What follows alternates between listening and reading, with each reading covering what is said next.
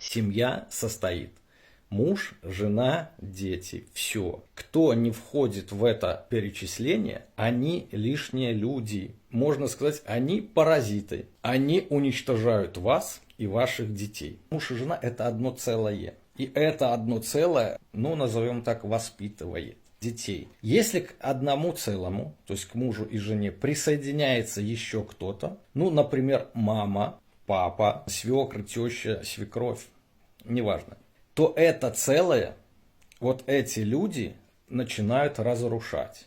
В том числе и любимая мама для многих женщин и для многих мужчин, которую они на самом деле ненавидят, но боятся признаться даже себе. И вот это одно целое, вот их любимая мама начинает разрушать. Разрушать советами, подсказками.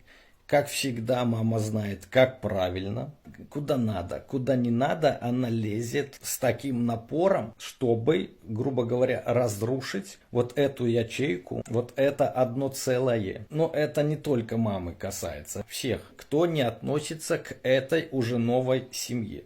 Мама, папа, свекр, свекровь, теща, тесть и так далее, они уже лишние, они уже не ваша семья. Они вас должны отпустить в самостоятельный путь. А точнее, вы должны уйти от них в самостоятельный путь. Если они вас не отпускают, или вы не хотите от них уходить, виноваты в этом вы сами. И вы на самом деле хотите, чтобы мама или папа или кто-то там еще жил с вами.